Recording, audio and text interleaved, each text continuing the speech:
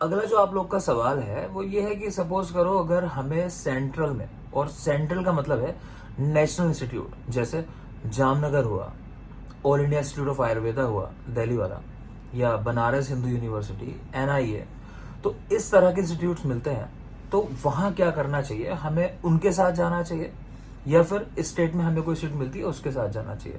मैं और प्रिसाइज कर देता हूँ, जो आपने एग्जैक्ट सवाल किया वो ये किया कि सेंट्रल में अगर आपको मौलिक सिद्धांत मिल रही है और स्टेट के अंदर आपको ब्रांच मिल रही है गायनी, और आप एक फीमेल कैंडिडेट हो, तो आपको क्या करना चाहिए। बेटा यहाँ तो सोचने जैसी कोई बात ही नहीं है, क्लियर कट है, आपको स्टेट गायनी के साथ जाना चाहिए।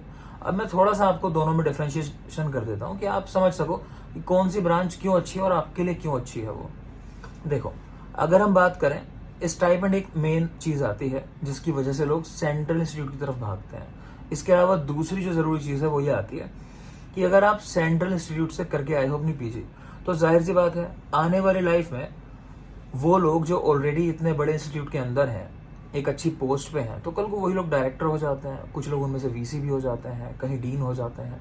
ठीक है, कई बार ऐसे लोग जो हैं वो स्टेट गवर्नमेंट में आ जाते हैं और वहां पे अच्छा खासा इनको एक कह लो एक एफिलिएशन मिल जाता है, एक पद मिल जाता है। ठीक है, कि अलग स्टेट में कुछ जिम्मेदारियां देती, कोई नई यूनिवर्सिटी ओपन होती है तो उसका उनको वाइस चांसलर बना दिया, तो इस तरह की चीजें हो जाती हैं। तो ये लोग जो है आपके करियर में आपकी बड़ी हेल्प करते हैं। दूसरी बात है कि आप जहां भी जाओगे तो अक्सर ऐसा होता है कि एमओ वाला एग्जाम हुआ आपका, या फिर अगर मैं कहूँ लेक्चरर के लिए आप कहीं इंटरव्यू देने बैठे हो, तो इनमें से कोई ना कोई अक्सर आपको पैनल में कहीं ना कहीं टकरा जाता है।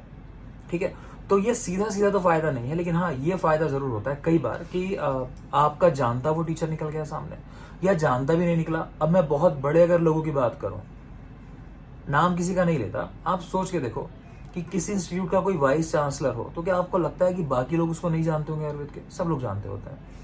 और अगर किसी वजह से आप उसके स्टूडेंट रह चुके हो, पहले आपने पीजी उसके अंडर में किया है, तो क्या संभावना है कि आप कहीं जाओगे और उसको मालूम चलेगा कि आप उस टीचर के स्टूडेंट हो। ठीक है, तो वो सामने वाला थोड़ा बहुत तो इम्प्रेस हो ही जाता है और कहीं ना कहीं उसका बेनिफिट मिल जाता है। कई बार ये लोग सीधे भी आपके सामने होते हैं तो आपकी वहां हेल्प कर देते हैं, ये एक मेजर बात है। अगेन, ये बेनिफिट आपको स्टेट में मिल सकता है अगर आपके स्टेट का टीचर बहुत स्ट्रांग है। सपोज करो स्टेट का कोई टीचर है जिसकी क्लिनिकल में कमांड बड़ी अच्छी है, जिसके बहुत सारे रिसर्च आर्टिकल पब्लिश्ड हैं, जो जगह जगह जाता रहता है, बहुत सारी सेमिनार्स अटेंड करता है, जिसका व्यवहार बड़ा अच्छा है, जिसने लोगों से बड़े अच्छे संबंध बना के रखे हैं, तो ऐसा टीचर अगर स्टेट में आपको मिल जाए कैपेबल, तो कोई जरूरी नहीं है कि हम सेंट्रल इंस्टीट्यूट की तरफ ही जाएं। ठीक है, दूसरी बात आ जाती है कि स्टाइपेंड वाली जो मैं आपसे कर रहा था कि क्या है जनरल, अगर आप देखोगे सेंट्रल के अंदर, वहाँ स्टाइपेंड जो है आज की डेट में लगभग वो 60,000 से ऊपर ही है सभी जगह पर मंथ। तो 60,000 से लेकर 80-90,000 तक भी है BHU इंस्टीट्यूट में अगर हम बात करें। तो अब चलो पहला सिनेरियो तो वही बात कर लेते हैं कि एक तरफ है गायनी और एक तरफ है मौलिक सिद्धांत और आप फीमेल कैंडिडेट हो। बेटा देखो, अगर आपको स्टाइपेंड थोड़ा कम भी मिल रहा होगा ना, तो स्टेट के अंदर मैंने मान लिया सबसे कम जहां मिलता है तो वो हमारा चलो हिमाचल हो जाता है। वहां बहुत कम स्टाइपेंड है, 15-20 हजार रुपए। ठीक है, तो लोग तो इवन ये भी करते हैं कि अगर किसी को गायनी की सीट मिल जाए, ठीक है, तो और वो नॉन स्टाइपेंडरी सीट मिल जाए, तो लोग उसके लिए भी तैयार हैं कि हमें स्टाइपेंड मत दो, आप सिर्फ 3 साल हमसे बेसिक फीस ले लो हमारी, और फीस वो हो सकती है 3 लाख 4 लाख तक भी, तो लोग बड़े इजीली उसको पे करने को तैयार हैं। तो मतलब बिना कुछ मिले भी, कोई इंस्टीट्यूट का टैग हुए बिना भी, लोग कहीं से भी पीजी करने को तैयार है गायनी ब्रांच के अंदर। ठीक है, अपना स्टाइपेंड छोड़ने के बाद भी। इवन हमने देखा है कि अगर किसी व्यक्ति को नेशनल इंस्टीट्यूट के अंदर कोई ब्रांच मिल रही है, कोई भी सपोज कर लो आप, काय चिकित्सा सर्जरी कुछ भी, और एक तरफ हम बात कर ले, मान लो शिमला सपोज कर लेते हैं कि वहां किसी को गाय नहीं मिल रहा है, सोचो, और स्टाइपेंड का अंतर आ गया 80,000 और 15,000 इतना, इसके बाद भी लोग गायनी की तरफ जाते हैं और जाना ही चाहिए। ये नहीं कि जाते हैं, जाना ही चाहिए। इसलिए जाना चाहिए कि गायनी की अपनी ब्रांच है, आप फीमेल कैंडिडेट हो तो एक प्राइड होता है। कुछ ब्रांचेस होती हैं, तो अगर मैं फीमेल के लिए बात करूं, अगर इन जनरल हम बात कर लें, तो महिलाओं के लिए गायनी ब्रांच जो है वो थोड़ा सा एक प्राइड की तरह होता है। गायनी मतलब आपने पीजी किया तो सबसे अच्छी चीज कर ली लोगों की पॉइंट ऑफ व्यू में, और आप भी कहीं ना कहीं उस लेवल पे सेटिस्फाई होते हो कि चलो मैंने अपनी जो ब्रांच है, जो फील्ड है, उसमें जो लोग सर्वश्रेष्ठ समझते हैं मैंने उसको अचीव कर लिया। इसके बाद आपकी लाइफ है, आप जो करना चाहो वो तो आगे के ऑप्शन होता है। ठीक है, तो 2 चीजें हो गई। तीसरी बात आती है बेटा, ये स्टाइपेंड की मैंने जो बात की, ये सिर्फ आपसे बात की हिमाचल के बारे में। केरला चलो मान लेते हैं, और कहीं कहीं ऐसा है जैसे देहरादून में हम बात करें, मतलब उत्तराखंड के अंदर, तो वहाँ नॉन स्टाइपेंडरी सीट होती है।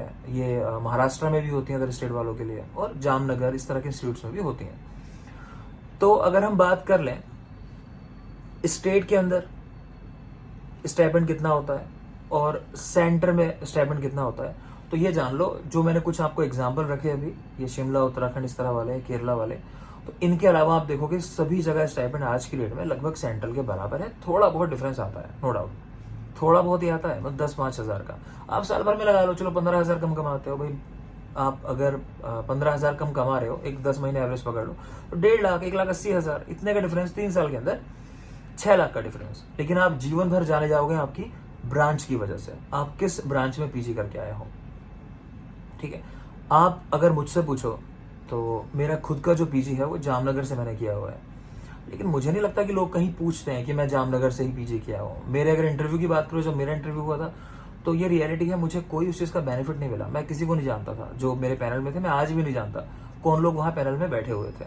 ठीक है, और ये ज़्यादातर लोगों का एक्सपीरियंस है। लेकिन हाँ, कुछ लोगों को वो फायदा मिल जाता है, लेकिन वो तय नहीं होता, जैसा मैंने कहा। ठीक है, तो एक ऐसी चीज़ जिसके लिए आप निश्चित नहीं हो, और उसके कंपैरिजन में एक ऐसी चीज़ जिसके लिए आप निश्चित हो, तो मुझे लगता है हमेशा आपको उसकी तरफ जाना चाहिए जिसके बारे में आप निश्चित हो।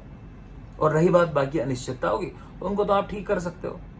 अच्छा, एक और बात आती है, सवाल ये भी था कि स्टेट में हमारे यहाँ गायनी में कुछ होता नहीं है, मतलब जो ओपीडी है वहाँ पेशेंट नहीं है, प्रोसीजर कराए नहीं जाते।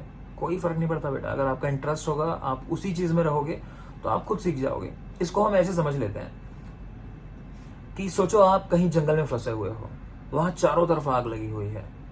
ठीक है, वहां किसी को कोई नहीं सिखा रहा कि उस आग से कैसे बचना है, लेकिन क्योंकि आप एक्सपोज्ड हो, आपको पता है आपके चारों तरफ आग है, आप खुद कुछ ना कुछ रास्ता निकाल लोगे समय के साथ, कि आपको समझ में आ जाएगा कि इस आग से मैं कैसे बच के बाहर निकलूंगा। लेकिन जिनके चारों तरफ नहीं होगी आग, मतलब जिनके पास वो ब्रांच ही नहीं है, तो वो क्या डिसाइड करेंगे, वो क्या उसके बारे में सोचेंगे। ठीक है, तो मेरा फाइनल वर्डिक्ट में भी बात कर लेता हूँ। तो मुझे कहना है कि अगर आपको ब्रांच अच्छी मिल रही है, चाहे वो सेंट्रल में हो चाहे स्टेट में हो, आपको उसकी तरफ जाना चाहिए, आपको स्टाइपेंड की तरफ ज्यादा ध्यान नहीं देना चाहिए। ठीक है, अगर आपको लगता है कि नॉन स्टाइपेंडरी सीट मिल रही है, ठीक है, अच्छी ब्रांच मिल रही है, मतलब गायनी की मैं बात कर रहा हूँ, यहाँ थोड़ा दिमाग लगा लेना, गायनी हुई, सर्जरी हुई, अगर आपको ऐसी ब्रांचेस मिल रही है, और दूसरी तरफ आपको ब्रांच मिल रही है मान लो किसी इंस्टीट्यूट के अंदर जिसको आप पसंद ही नहीं करते हो, जिसको आप एक्सेप्ट ही नहीं कर पाओगे, जिसको आप कभी डाइजेस्ट ही नहीं कर पाओगे, जिसको आप कभी बता नहीं पाओगे, कोई आपसे पूछेगा चलते हुए बस में, ट्रेन में कि भाई क्या आप एमडी कर रहे हो, तो आपको लगता है कि आप कह ही नहीं पाओगे। जो चीज़ आप कह नहीं सकते, आप लोगों से बता नहीं सकते, तो उसमें पीजी करने से बताओ फायदा क्या। ठीक है, अगर मन बन जाए तो हर ब्रांच बेहतर है, तो अगर मन बन गया तब कोई समस्या नहीं, लेकिन नहीं बना तो जबरदस्ती मत करना बेटा, जीवन भर ढोना पड़ेगा उसको फिर। ठीक है ना, तो बेस्ट ब्रांच की तरफ जाना है, स्टाइपेंड की तरफ नहीं देखना है। उसमें हाँ ये प्रायोरिटी रख सकते हो कि स्टेट में भी कोशिश करो, जब आपके गाइड सिलेक्शन की बात आए या कॉलेज सिलेक्शन की बात आए, तो वो कॉलेज सेलेक्ट करो जहाँ के टीचर्स को आप जानते हो कि हाँ वो अच्छे टीचर्स हैं, उनका नाम है एटलीस्ट फील्ड के अंदर। ठीक है, तो ये आपके लिए चीज़ हो सकती है। तो थैंक यू, आज के लिए इतना ही। अगर कोई और क्वेरी है तो मुझे पूछ सकते हो। Thank you.